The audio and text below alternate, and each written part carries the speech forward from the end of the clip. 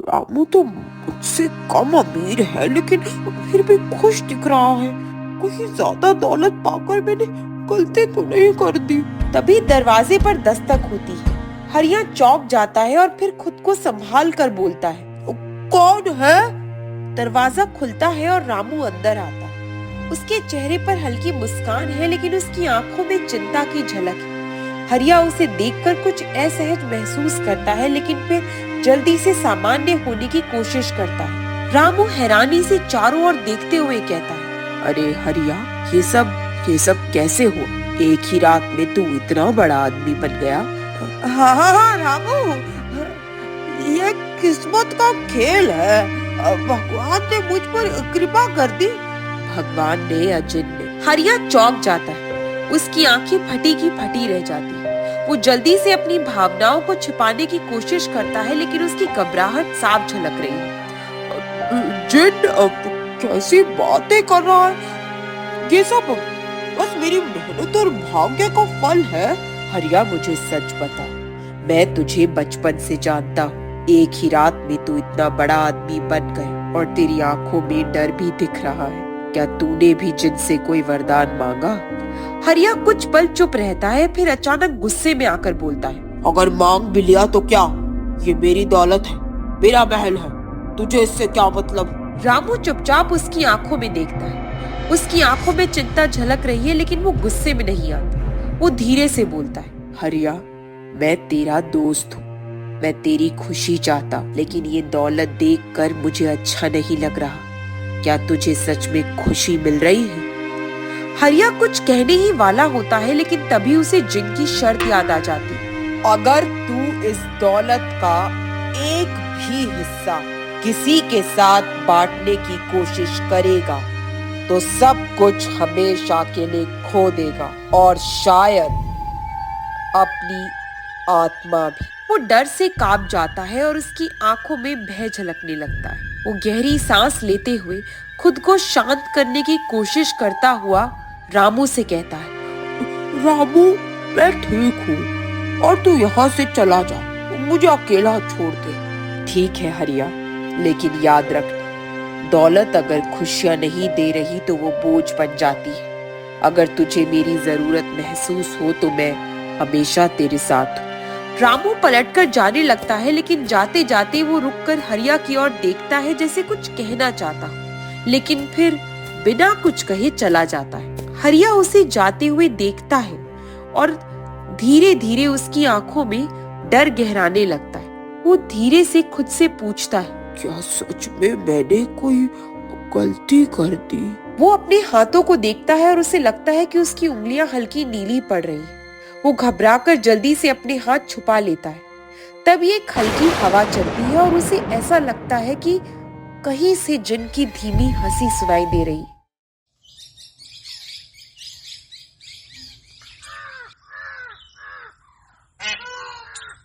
हरिया के शाही महल में गहरी रात का समय है। चांदनी महल की दीवारों पर हल्की रोशनी फैला रही, लेकिन अंदर अजीब सा सन्नाटा पसरा हुआ है। हवा में हल्की सरसराहट है, जैसे कोई फुसफुसा रहा। हरिया अपने भव्य कमरे में अकेला बैठा है, लेकिन उसके चेहरे पर गहरी चिंता छाई हुई है। कमरे के अंदर महंगे रेशमी पर्दों के पीछे हल्की सरसराहट होती है। हरिया एक पल के लिए चौंकता है, फिर खुद को समझाने की कोशिश करता है। वो भारी सांस लेता है। उसके हाथ अभी भी हल्के नीले पड़ रहे हैं, जो उसे और डरा रहे हैं। वो खुद को आईने में देखता है और धीरे से बड़बड़ाता है, ये क्या हो रहा है? क्या ये सिर्फ मेरा भ्रम है या सच में कुछ अजीब हो रहा है? अचानक कमरे में हल्की हंसी गूंजती है, गहरी, रहस्यमयी और डरावनी। हरिया का दिल जोर से धड़कने लगता है। वो तेजी से इधर उधर देखता है, लेकिन कोई नजर नहीं आता। फिर वो अपनी छाया की ओर देखता है और उसे लगता है कि उसकी छाया हिल रही है, जैसे उसमें जान आ गई। कौन है वहाँ? धीरे धीरे उसकी छाया से धुआं उठने लगता है और कुछ ही पलों में धुएं से वही जिन प्रकट हो जाता है। लंबा, भयानक, जलती हुई लाल आंखें और एक शैतानी मुस्कान। क्या हुआ हरिया? राजा बनकर भी डर लग रहा है। हरिया पीछे हट जाता है, लेकिन जिन की आंखों की चमक उसे जकड़े रखती। उसके होंठ कांप रहे, लेकिन वो खुद को संयमित करने की कोशिश करता है। तू यहाँ क्यों आया है? मैंने तुझे नहीं बुलाया। अरे क्या बात है मेरे मालिक, पहले तो तू मुझे बार बार बुला रहा था, और अब जब मैंने तुझे राजा बना दिया तो मेरा स्वागत तक नहीं करेगा। हरिया गहरी सांस लेता है, उसके होंठ सूख रहे। वो किसी तरह हिम्मत जुटाकर बोलता है, मुझे तेरी कोई जरूरत नहीं है। मैंने जो मांगा था वो मुझे मिल गया है, अब तू जा। जिन एक पल के लिए उसे घूरता है, फिर ठहाका लगाकर हंस पड़ता है। उसकी हंसी कमरे में गूंजने लगती है, जैसे चारों ओर कोई अनदेखी ताकत मंडरा रही है। वो आंखें चमकाते हुए व्यंग भरे स्वर में कहता है, आर्या, क्या तुझे सच में लगा कि मैं तुझे यूं ही सब कुछ दे दूंगा और चला जाऊंगा? क्या तुझे मेरी शर्त याद नहीं? हरिया की सांस अटक जाती है। वो कांपते हुए अपने हाथों को देखता है। उसकी उंगलियां और ज्यादा नीली पड़ गई। उसकी आंखों में डर गहराने लगता है। वो धीमे स्वर में लगभग बड़बड़ाते हुए कहता है, शर्त? हाँ, मुझे याद है। तो फिर ये भी याद होगा कि अगर तूने अपनी दौलत किसी के साथ बांटने की कोशिश की तो तुझे इसकी कीमत चुकानी पड़ेगी। हरिया कांप जाता है।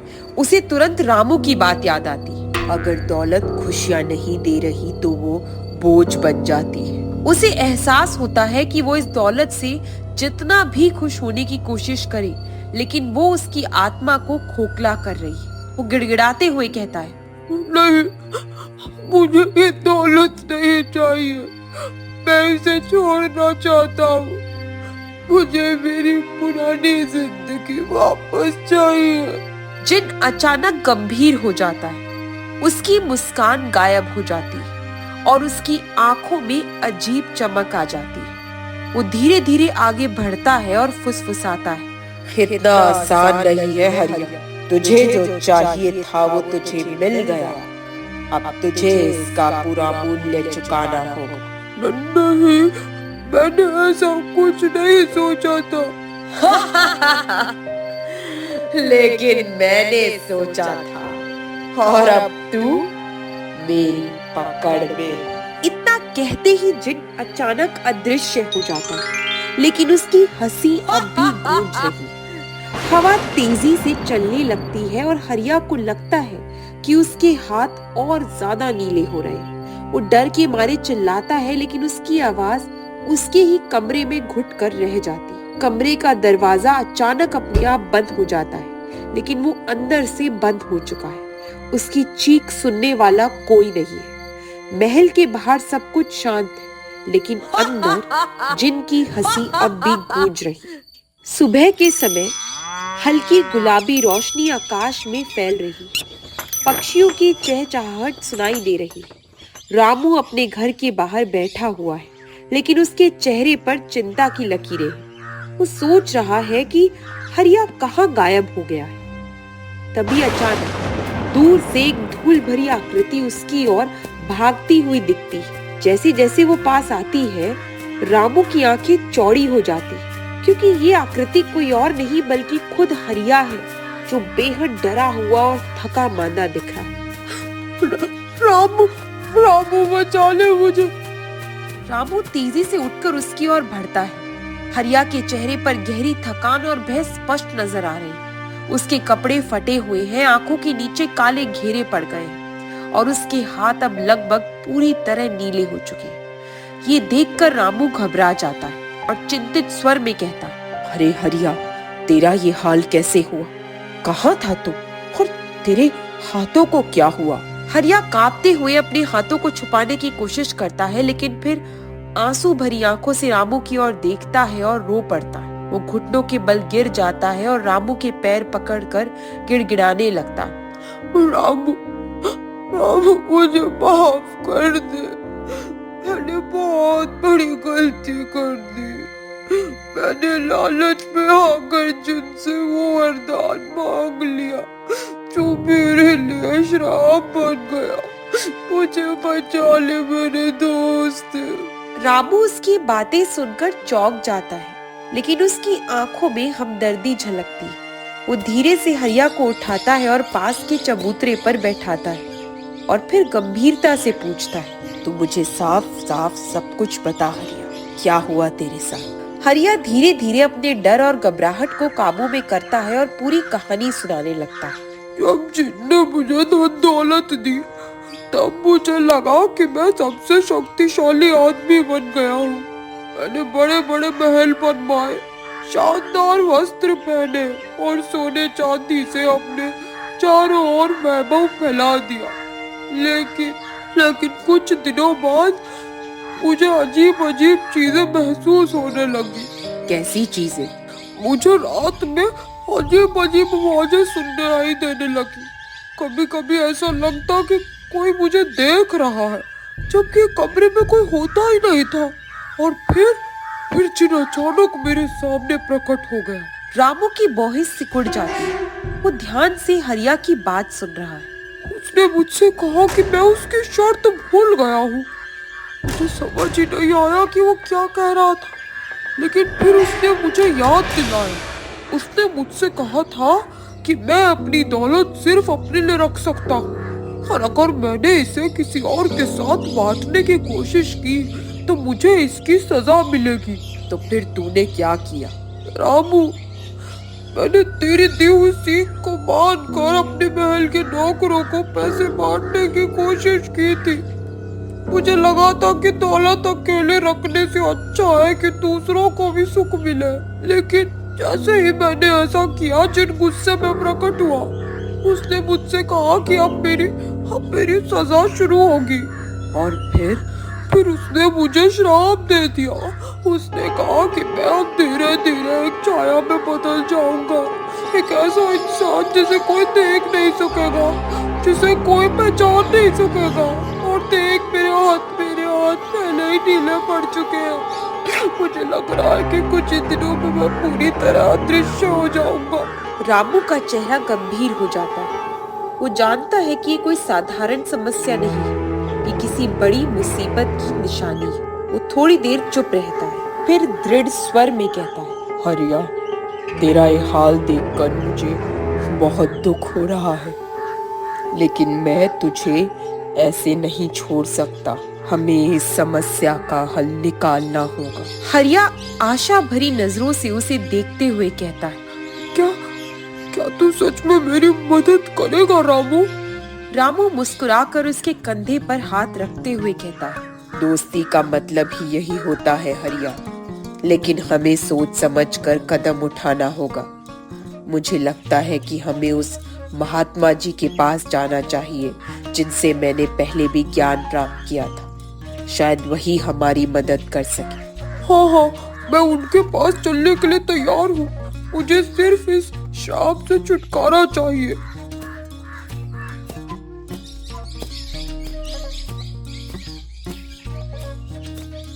रामू अपनी पोटली तैयार करता है और हरिया को साथ चलने का इशारा करता है। दोनों जल्दी से जंगल की ओर बढ़ते हैं जहाँ महात्मा जी रहते हैं।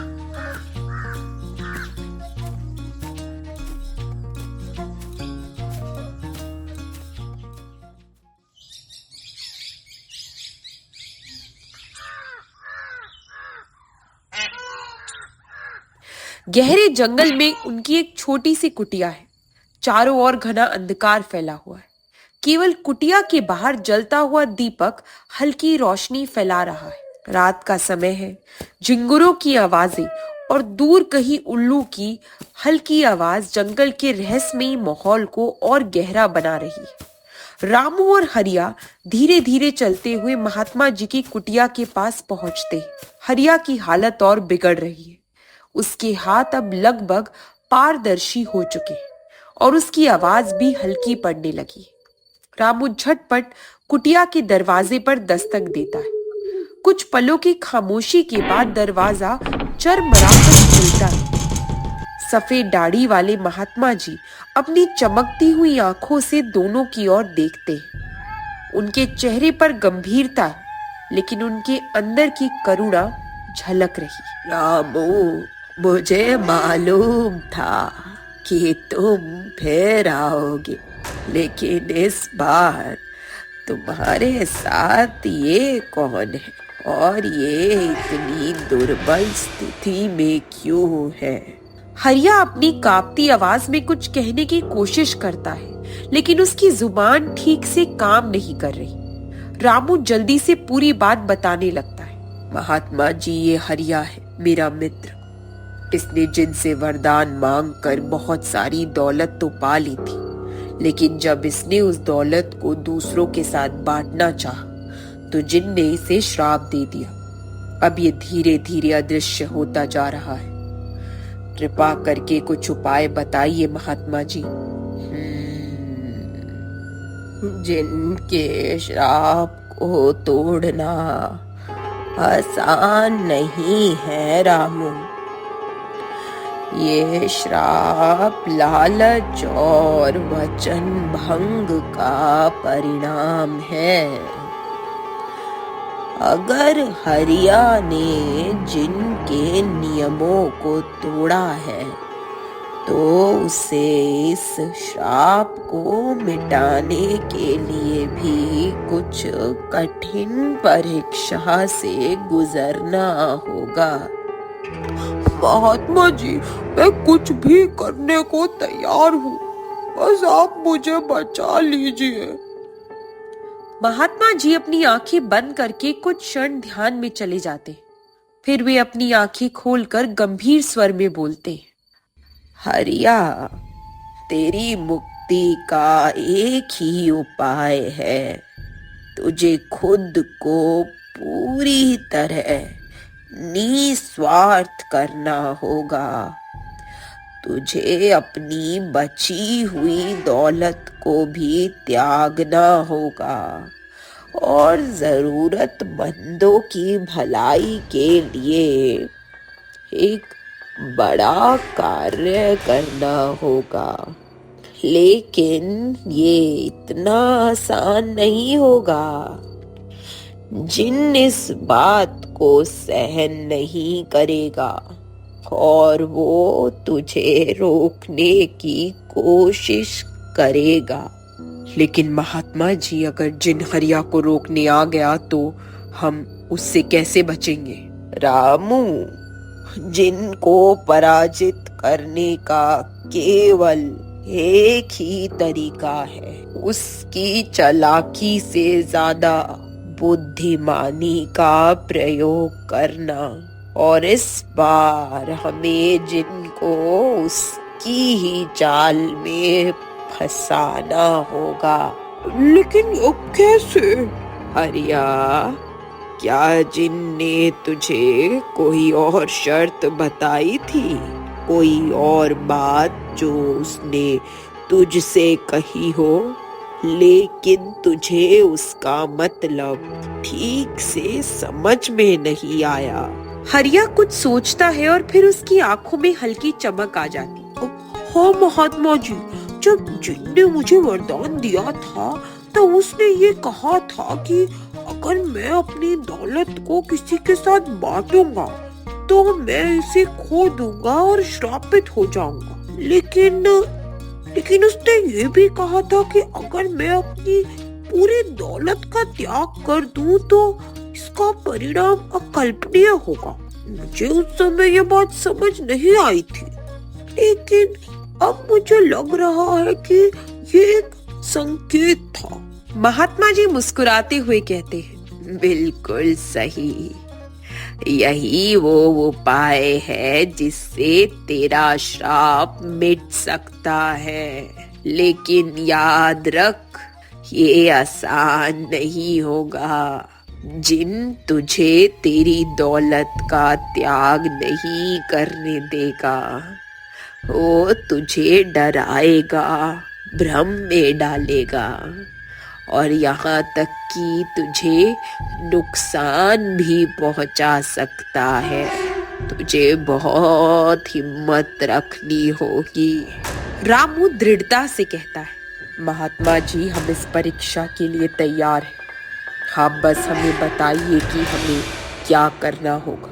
हरिया को अपनी पूरी बची हुई दौलत को गरीबों और जरूरतमंदों में बांटना होगा, लेकिन ये काम किसी खुले मैदान में करना होगा जहाँ जिन प्रकट हो सके, और जब जिन गुस्से में प्रकट हो तब तुम्हें उस पर हावी होना होगा।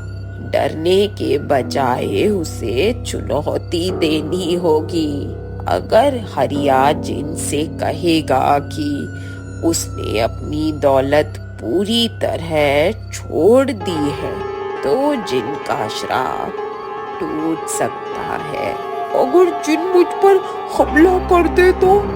डर वही दिखाता है जो अपना फैसला पक्का नहीं कर पाता। अगर तू पूरे विश्वास के साथ कहेगा कि तुझे अब दौलत नहीं चाहिए तो जिन कमजोर पड़ जाएगा। लेकिन हाँ, अगर तेरे मन में एक भी पल के लिए लालच आया तो ये श्राप कभी नहीं टूटेगा।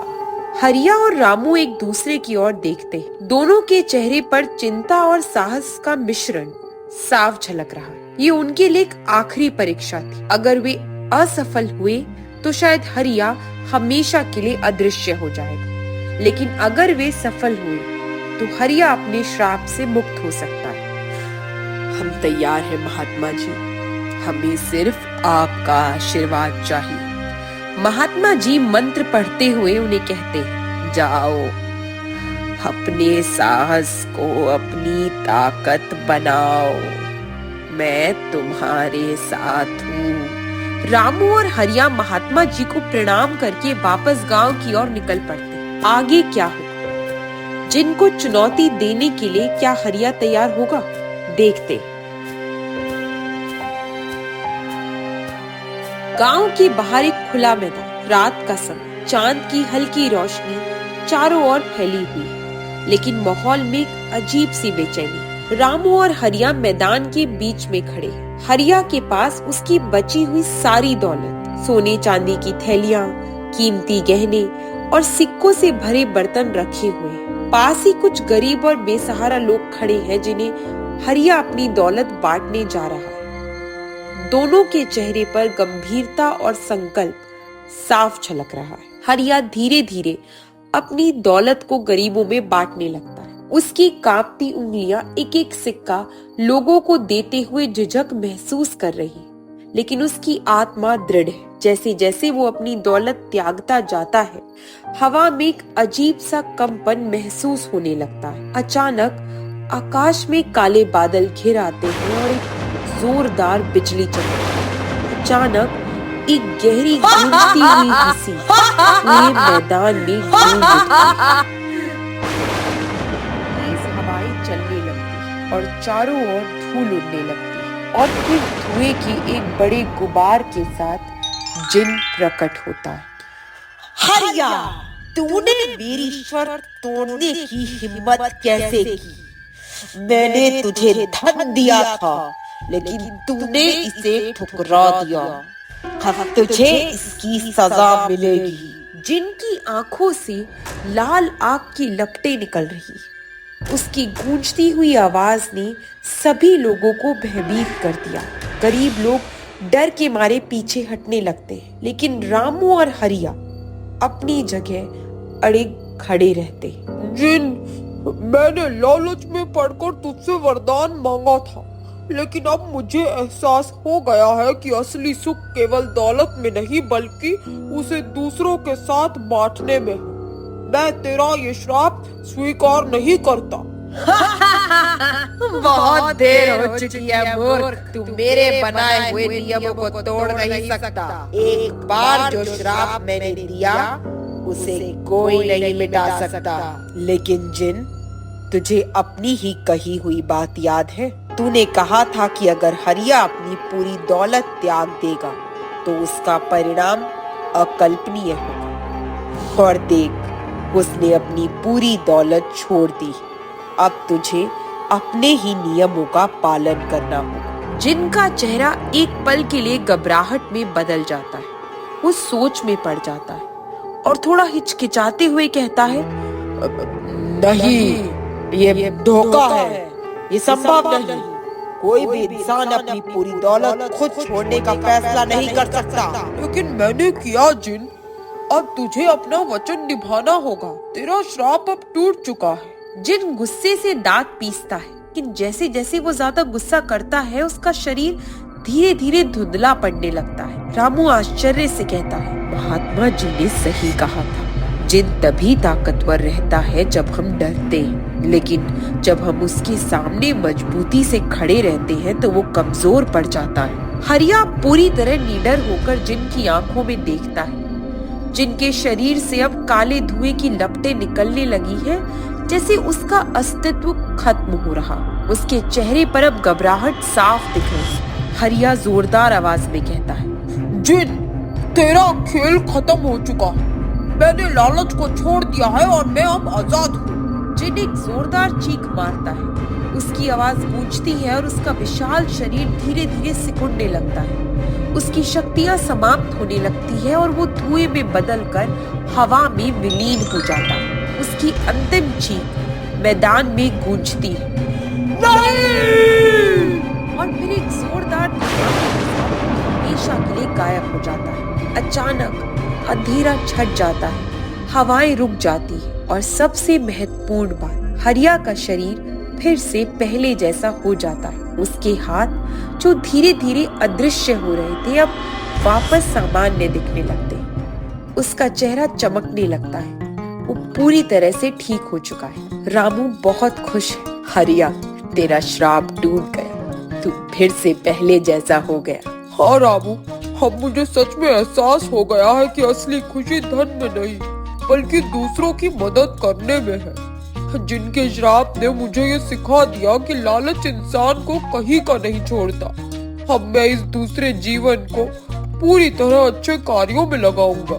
गरीब लोग हरिया को धन्यवाद देने लगते हैं। रामू और हरिया एक दूसरे की ओर देखते हैं और मुस्कुराते हैं। उनके चेहरे पर संतोष है और आत्मविश्वास है। अब वो जानते हैं कि असली शक्ति लालच में नहीं बल्कि त्याग और परोपकार में है। इस प्रकार हरिया का लालच से भरा सफर एक महत्वपूर्ण सीख के साथ समाप्त होता है। उसने जिन के श्राप से मुक्ति पाई, लेकिन इससे भी बड़ी बात ये थी कि उसने जीवन का सही अर्थ समझ लिया था। रामू और हरिया गांव वापस लौटते हैं, जहां उनका एक नया बेहतर जीवन इंतजार कर रहा था।